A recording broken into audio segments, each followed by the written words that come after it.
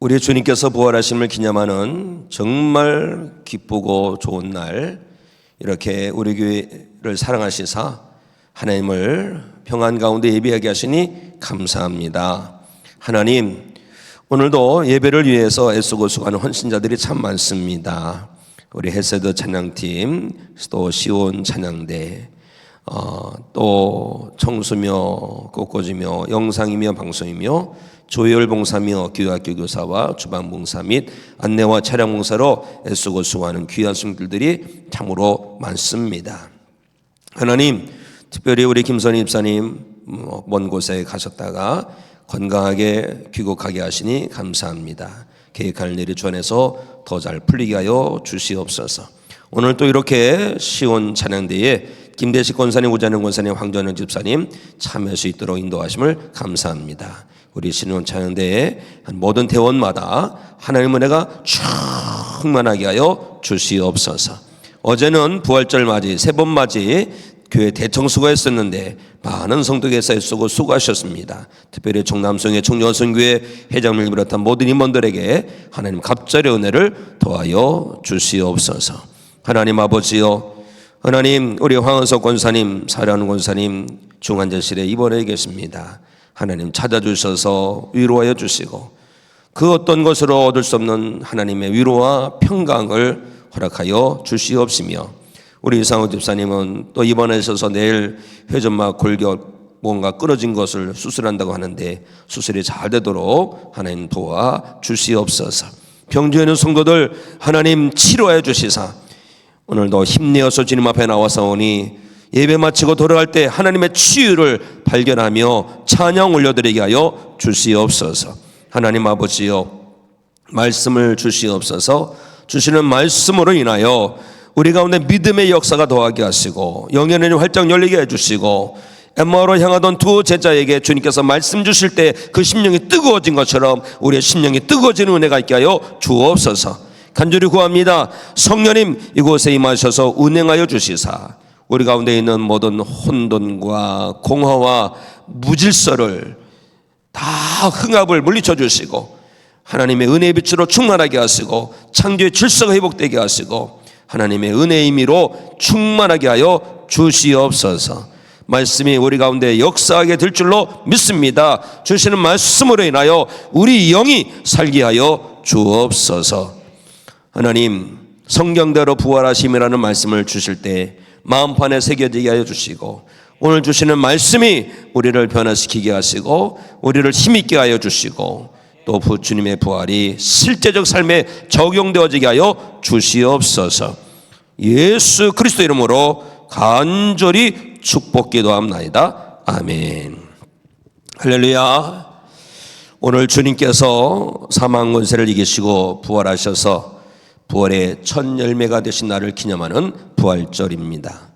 1년 중 가장 기쁜 날, 가장 위대한 날, 가장 소망이 가득한 날, 이 자리에 함께 하셔서 하나님을 예배하는 성도 여러분들을 주님의 이름으로 환영합니다.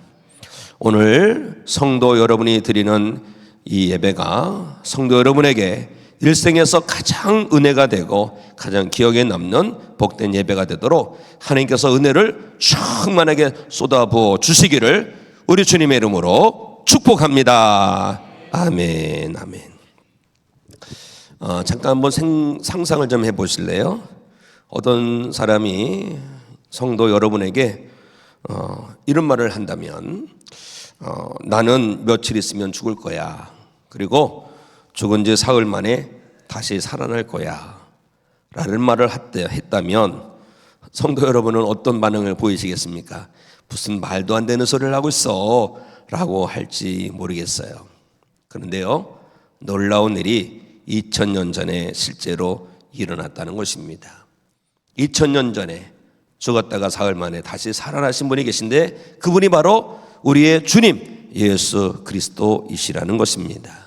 자, 오늘 본문 말씀 아까 읽었지만 다시 한번 우리 함께 읽어볼까요? 시작. 내가 받은 것을 먼저 너에게 전하였노니 이는 성경대로 그리스도께서 우리 죄를 위하여 죽으시고 장사 지낸 바 되셨다가 성경대로 사흘 만에 다시 살아나사.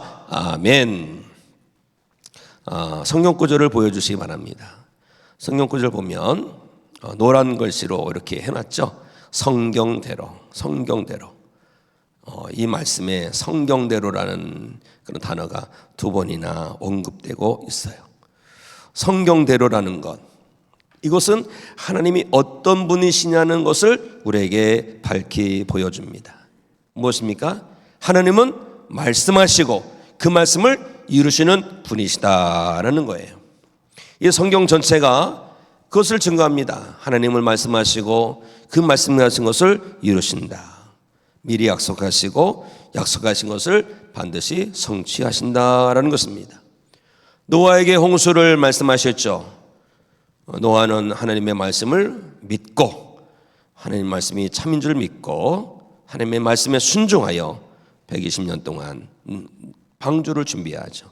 그리고 방주를 완성한 이후에 하나님께서 말씀하신 대로 세상을 물로 심판하시는데 하늘에서 쏟아져 내리고 땅에서 솟아나는데 걷잡을 수 없습니다. 어렸을 적엔 잘 몰랐는데 요즘 들어서 보면 집중호우가 참 많이 발생하더라고요. 보니까 밑에서도 막 솟더라고요. 무슨 하수구가 잘못됐는지 밑에서 솟아나고 위에서 막 쏟아붓는데 걷잡을 수 없는 것처럼. 그래서 하나님 말씀하시고 말씀하신 대로 세상을 심판하셨습니다. 아브라함에게 말씀하시죠. 네게 후손을 줄 것이고 네 후손이 많게 될 것이다 라고 말씀하시는데, 이 아브라함은 말씀이 언제 이루어질지를 몰라서 실수도 하기도 하고 그랬지만 하나님은 말씀을 이루어 주셨습니다. 또 하나님께서는 이사야 선지자를 통해서 메시아를 보낸 것인데 그 메시아가 고난을 받을 것이다 이렇게 말씀해 주시고 그대로 이루셨어요. 그리고 오늘 우리가 기념하는 이 부활절, 성경대로 이루신 하나님의 역사인 줄로 믿습니다. 우리가 이 성경대로라는 말씀을 마음에 꼭 새겨야 됩니다. 우리가 이것을 마음에 꼭 새기면 우리는 하나님의 말씀, 이 말씀을 붙들고 우리는 이 세상을 살아갈 수가 있어요. 이 세상이 얼마나 이랬다 저랬다 합니까? 우리가 그렇잖아요. 이랬다가 저랬다가 왔다 갔다 하잖아요. 그런데 그러다 보니까 사람을 못 믿게 되고 뭐 어떤 것을 의지할 수가 없어요. 그러나 하나님은 말씀하시고 그대로 이루시는 분이더라라는 것입니다. 이것이 진리입니다. 변하지 않는 것이 진리인데 하나님은 말씀하시고 성취하시는 분이시다라는 이 진리를 붙들 때 우리는 이 흔들린 세상도 흔들리지 않는 믿음으로 살게 될 줄로 믿습니다. 우리가 이 진리를 안다면, 하나님께서 성경대로 말씀하시고 성경대로 역사하신 분임을 믿는다면 우리는 어떻게 살아야 되느냐 이것이죠. 바로 성경을 붙들고 살아야 됩니다. 하나님의 말씀을 붙들고 하나님의 말씀을 보고 읽고 듣고 묵상하고 마음에 새기고 그 말씀을 내 삶에 적용하고 순종하고 살아가야 되는 것이죠. 하나님께서 성경대로 일하심을 모른다면 그 삶이야말로 참 걷잡을 수 없는 삶이 될 수밖에 없겠죠. 우리의 앞길이 어떻게 되는지, 앞으로 미래가 어떻게 되는지 우리는 종잡을 수 없고, 그러다 보면 우리가 이 땅에 사는 동안에 그저 잘 먹고 잘 자고 잘 누리다가 그만 끝내면 되는 것이겠죠. 그러나 성경은 그렇게 증거하지 않지 않습니까? 이 성경은요, 하나님께서 우리를 사랑하셔서 보내시는 사랑의 메시지입니다. 소위 인생 설명서예요. 우리 삶의 나침판이 되는 거예요. 하나님의 말씀입니다. 시편 119편 105절에 이르기를 주의 말씀은 내 발의 등이요 내 길의 빛이니이다. 등과 빛이 되는 것이 하나님의 말씀인 것입니다. 요즘 우리나라 가로등 시설이 정말 잘 되어 있어요. 어딜 가더라도 웬만한 데는 다 빛이 있습니다. 그런데 그런 시절이 없을 때, 어렸을 적에 보면 정말 칠흑 같은 그런 금음날 밤에 보면 깜깜하죠. 그러다 보면 길을 이 등불 없이 갈 때 헛디디기도 하고 넘어지기도 하고 그런 것입니다. 그러나 등불이 있을 때 우리는 길을 잘 헤아려 갈 수가 있는 거죠. 그렇습니다. 말씀, 이 성경 말씀이 우리의 삶의 등불이 됩니다. 그러니 우리는 날마다 성경을 읽고 듣고 보고 깨닫고 암송하고 적용하고, 그렇게 될 때 하나님께서 우리 삶 가운데 일하심을 보게 됩니다. 성경대로 역사하시는 분이 내 삶 가운데 역사하심을 보게 되는 거예요.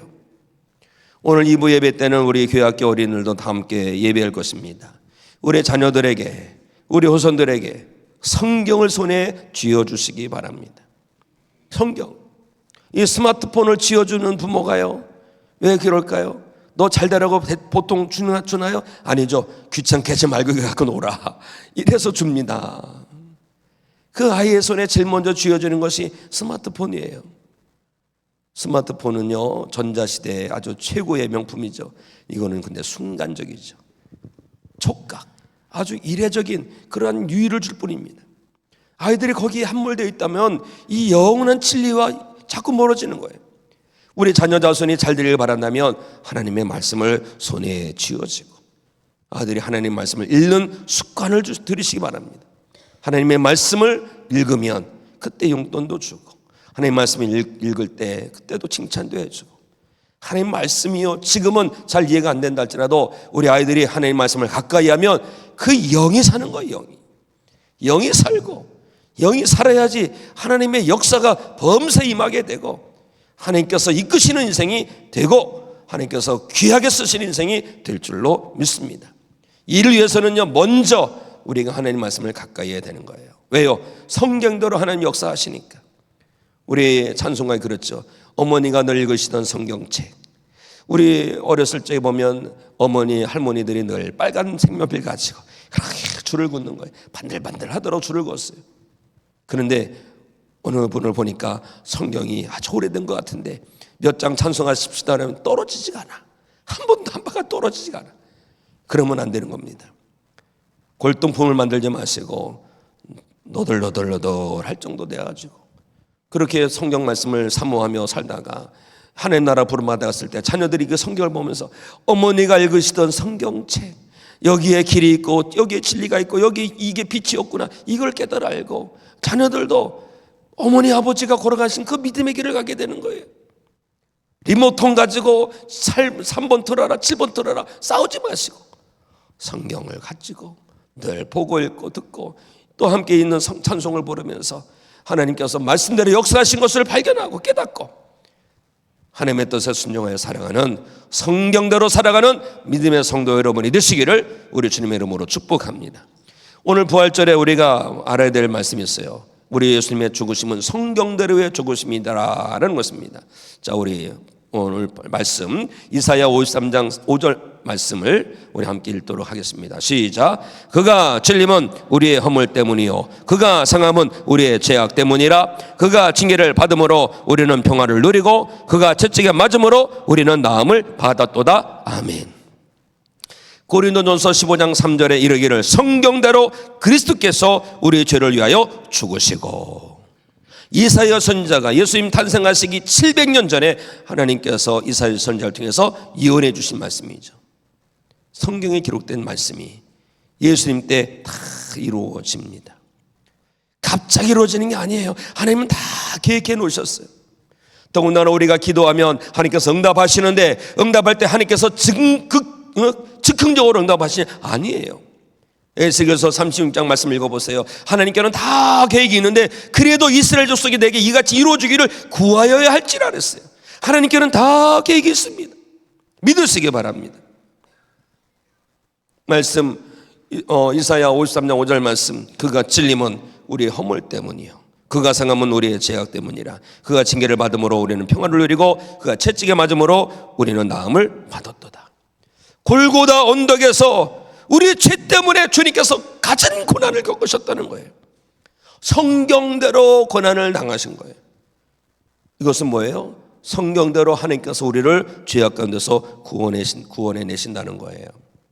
시편 22편 16절에 이르기를 악한 무리가 나를 둘러 내 수족을 찔렀나이다. 수족을 찔렀다는 거예요. 시편 말씀은 예수님 돈보다 1000년 전입니다. 네, 시편 22편 16절을 보니까 악한 무리가 나를 둘러 내 수족을 손과 발을 찔렀다. 그 당시만 해도 십자가 처형이 개발되지 않았어요. 십자가 처형이 없었어요. 그런데 이전에 벌써부터 손과 발을 찔른다는 것이죠. 대못을 박는다는 것이 나와 있는 거예요. 자, 우리 또 영상 보시기 바랍니다. 영상에 보면 시편 22편 18절과 시편 33편 20절 말씀이 있습니다. 우리 함께 읽습니다. 시작. 내 겉옷을 나누며 속옷을 제비 뽑나이다. 그의 모든 뼈를 보호하시며 그 중에서 하나도 꺾이지 아니하였도다. 아멘. 로마 병정들이 예수님을 십자가에 못 박으시고 옷을 홀라당 벗겼어요. 그리고 겉옷은요 네 곳으로 나누어서 나눠 가집니다. 그리고 속옷은 통으로 짰기 때문에 야 이거 찢지 말고 우리 제비 뽑아서 나눠 가자. 시편 22편 18절에 기록되어 있는 말씀이 이루어진 거예요. 우리 예수님의 고난은요 하나님의 구원의 계획에 쫙 된 대로 로드맵을 걸으시는 거죠. 성경대로 사신 거예요. 이게 좋은 거예요.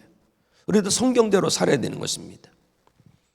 하나님께서는 다 계획해 놓으시고 성취하시고, 예수님도 하나님의 계획을 다 따라가고 순종하고, 나의 원대로 마시옵고 아버지의 원대로 되길 원하나이다. 이것이 믿음입니다.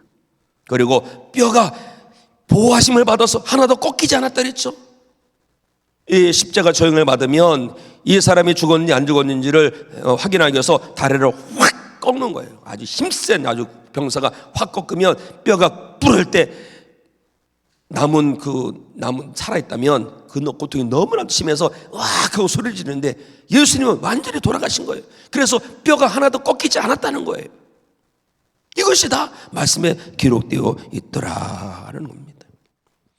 스가랴 11장 13절에 보면 토기장에게 은 30을 내어주라 그랬는데, 이 가룟유다가 예수님을 팔았던 은 30냥 받고서 너무나도 예수님께서 자기 때문에 처형당하는 것을 보면서 어떻게 합니까? 이것을 다시 성전에 갖다 대제사장들한테 갖다 주죠. 안 받으니까 성전에 갖다 집어 던져놓고, 대제사장은 뭐랍니까? 이거 성전에 두는 것이 안 된다, 더러운 돈이다, 이걸 토기장에게 줘서 토기장의 밭을 사라, 나그네 묘지를 삼겠다. 토기장에게 은 30냥을 준 거예요. 이것이 스가랴 11장 13절에 나와 있어요. 우리 예수님의 고난은 다 성경대로 이루신 고난이고 죽음이셨더라. 우리가 이 말씀을 보면서 하나님은 말씀을 하시고 말씀을 이루시는 분이다. 우리 예수님도 말씀하시고 이루시는 분이다. 이거를 꼭 명심하시길 바랍니다. 더군다나 이 예수님의 죽으심은요 우리를 향하신 하나님의 사랑이라는 거예요. 이게 나와 있어요. 우리를 향하신 하나님의 사랑이다. 나를 사랑하기 때문에. 우리 아이들이 어렸을 때 학교 가보면 친구가 잘못했는데 대신 혼날 때가 있어요. 제가 그래봐도요, 이래봐도, 제가 지금 이래도요, 제가 이래도 초등학교 때는 반장도 한 사람이에요. 반장이 근데 아주 힘들어요. 뭐냐면 친구들이 청소를 안 하고 도망가요. 착한 선생님 만나면 청소를 안 하고 도망가. 근데 반장이 혼자 남아서 청소를 하면 그 착한 선생님은 안 혼내키는데 옆반 험악한 아주 험악한 선생님이 오셔서 대신 혼났는데 반장 나오래. 왜 항상 반장 나오냐고. 반장을 혼내켜요. 예수님께서 우리를 다 대신해서 다 고난당하신 것인데 이것이 사랑이라는 것이죠. 십자가의 사랑 앞에서 우리가 무릎을 꿇고 그 사랑을 힘입어서 다시 일어나서 하나님의 영광도 높이며 주님께서 우리에게 원하시는 그 뜻을 따라 살아가는 예수님의 제자된 성도가 되시기를 우리 주님의 이름으로 축원합니다. 또 사망하셨을 뿐만 아니라 또 부활인데, 부활도 뭐냐? 성경대로 부활하셨다는 거예요. 오늘 본문 말씀 우리 4절 말씀 함께 읽습니다. 시작. 장사 지낸 바 되셨다가 성경대로 사흘 만에 다시 살아나사. 아멘. 성경대로. 예수님께서 3번에 걸쳐서 제자들에게 내가 가서 사람들에게 고난을 당하고 죽임당하고 사흘 만에 살아날 것이다, 늘 말씀하셨습니다. 3번에 걸쳐서 그 말씀하시고 그대로 이루신 거예요. 근데 이 말씀이요 시편 16편 10절에도 있어요. 시편 16편 10절 말씀 한번 보여주세요. 우리 함께 읽습니다. 시작. 이는 주께서 내 영혼을 소홀히 버리지 아니하시며 주의 거룩한 자를 멸망시키지 않으실 것임이니이다. 아멘. 사도행전 2장에 보면 베드로가 이렇게 설교를 하죠. 그리스도의 부활을 말하되 그가 음부에 버림이 되지 않고 그의 육신이 썩음을 당하지 아니하리라 하더니, 하나님의 말씀이 성취된 것이다 이거예요. 엠마오로 내려가는 두 제자에게 주님께서 다가가셔서 성경대로 이루어진 것을, 모든 것을 다 설명해 주죠. 성경대로 예수님은 부활하셨다는 거예요. 예수님의 부활을 못 믿는 사람들이 많습니다. 예수님의 제자들도 처음에는 부활을 믿어지지 않았어요. 부활하신 주님을 만났는데도 믿어지지가 않는 거예요. 그래서 예수님께서는 제자들에게 한번 보아라, 내 손을 보고 내 옆구리에 손을 내보고 믿지 못하는 사람이 되고 믿는 사람이 되라. 그리고 제자들 보내서 음식도 드시고. 근데 어느 때 믿어졌느냐? 어느 때 믿어졌느냐? 엠마오로 내려간 두 제자는요, 예수님의 말씀이 믿어졌을 때, 그 심령이 뜨거워졌을 때 믿어지고, 또 다른 제자들은 성령 강림 사건을 경험하고서 믿어진 거예요. 예수님께서 부활하지 않으셨다는 것이 확실히 그것을 어필하고 싶다면 예수님의 시신을 보여주면 되는 건데, 예수님의 시신을 보여줄 수가 없죠. 왜? 예수님은 다시 살아나셨으니까. 우리가 읽었던 고린도전서 15장 계속해서 말씀을 보면 6절에 보니까 예수님께서 500여 형제들에게도 나타나 보이셨다는 것입니다. 예수님의 부활에 대한 증인이 참 많아요. 그리고 예수님의 부활은 중요한 게 있습니다. 성경대로 살아나신 것이다. 성경대로. 이거 우리가 이 말씀을 믿음으로 받는다면, 하나님께서는, 우리 주님께서는 말씀하시고 이루시는 분이구나. 그러니 하나님의 말씀을 붙들고 살아가는 자가 하나님의 살아계심을 발견하게 되고 그 은혜 안에 거하게 될 줄로 믿습니다. 그런 중요한 게 있어요. 예수님의 부활은요, 예수님의 부활로만 끝나는 게 아닙니다. 예수님 안에 있는 우리에게도 부활이 약속되어져 있다는 거예요. 자, 오늘 본문 말씀 고린도전서 15장 51절 말씀 우리 함께 읽도록 하겠습니다. 시작. 보라, 내가 너에게 비밀을 말하노니 무리가 다 잠잘 것이 아니요 마지막 나팔에 순식간에 호련히 다 변화되리니. 아멘. 자, 볼도체로 노란색으로 써놨죠. 마지막 나팔에 순식간에 호련히 변화되리니. 부활은요 다시 죽었다 살아난 것만이 아닙니다. 나사로가 다시 죽었다 살아났죠. 이걸 소생이라고 합니다. 부활이라고 하지 않아요. 소생은요, 다시 살아났다가 얼마 살다가 다시 가는 거예요. 다시 가는 겁니다. 이건 소생이라고 해요. 부활은요, 살아난 다음에 영생하는 거예요. 영생. 그런데요, 그 영생도 영벌의 영생이 있고 영생이 영생이 있습니다. 영벌은 지옥에서 영원히 괴로움을 당하는 것이 영벌입니다. 우리의 부활은 뭐냐? 영생의 부활인데 이때 특징이 있습니다. 어떤 특징이 있느냐? 오늘 말씀을 보면 마지막 나팔에 순식간에 호련히 다 변화된다. 예수님께서 부활하신 것은 부활체로 부활하신 것임을 명심하시기 바랍니다. 부활체로 부활하신 거예요. 부활체로. 그리고 예수님께서 부활의 첫 열매가 되셨다는 것은 뭐냐면, 한 나무에 열매가 맺히면 거기에 복숭아가 열매든지 참외는 안 열리죠. 나무에 사과가 열리든지 그 딱 첫 열매를 보면 나중에 맺어질 열매들을 다 한다는 거죠. 다음에도 똑같은 열매가 맺어지겠구나. 예수님의 부활은 부활의 첫 열매가 되셨다는 것은 뭐냐? 우리도 그와 같이 부활한다는 거예요. 그럼 우리가 맞이할 부활은 뭐냐? 예수님의 부활체의 부활이에요. 썩을 몸이 썩지 않을 몸을 입는 것이고, 죽을 몸이 죽지 않을 몸이 되는 것이고, 이 땅에 속한 몸이 천국에 속한 몸이 되는 것이에요. 잠깐 보여주신 모습이 있죠. 변화산에서 예수님께서 제 제자들과 함께 기도하실 때 신령한 빛나는 모습으로 변화됐죠. 이게 부활체입니다. 부활체. 예수님께서 부활하셨는데 마리아가 몰라봐요. 동산책인지를 알죠. 부활체로 부활하셨어요. 부활체로.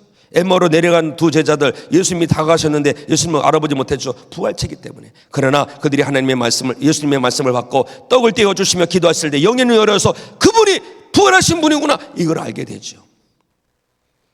마가다락방, 예루살렘 마가다락방의 제자들이 무서워서 문을 꼭꼭 닫고 있었는데 부활체 예수님께서 그 모든 장벽을 뚫고 오십니다. 뚫고 오셔서 보여주시죠.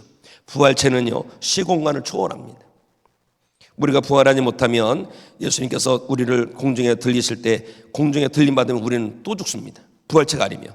그런데 참 감사하게도 우리도 부활의 은혜 안에 거하게 되는데, 예수님께서 우리에게 은혜 베푸실 때 우리가 호련히 다 부활체로 변화되어서 공중에 들림 받건 어디에 가 있건 우리는 예수님의 부활체처럼 영원한 생명을 누리게 된다는 것입니다.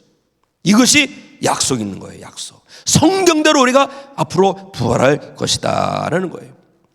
사실 군뱅이는요, 자기가 나비 될 걸 모르죠. 나비 될 걸 모릅니다. 그런데 부활은 그거 같은 거예요. 분명히 군뱅이는 군뱅인데 군뱅이가 아니라 나비가 되더라 이거죠. 우리긴 우리인데 우리 예수님께서 다시 재림하신 그날에 우리가 다 부활하는데 우리 예수의 모습이 아니라 부활의 모습으로 변화되는 거예요.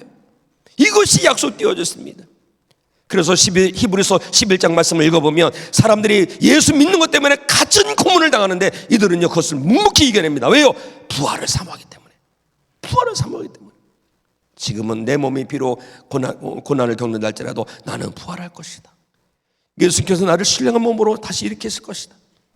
사랑하는 성도 여러분, 성경대로 죽으시고 성경대로 부활하신 예수님을 믿는 사람에게는요 성경대로 부활하실 약속의 말씀이 있음을 명심하시기 바랍니다.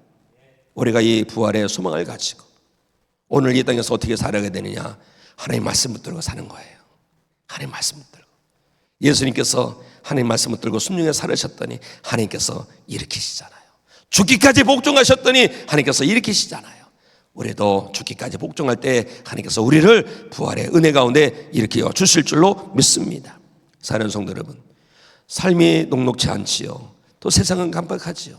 그래도 우리는요 예수님께서 부활하셨음을 믿고 우리도 부활할 것을 기대하면서 성경 말씀 붙들고 순종해 살아가는 부활 신앙을 가진 성도 여러분이 되시기를 우리 주님의 이름으로 축원합니다. 자리에서 일어나셔서 부활하신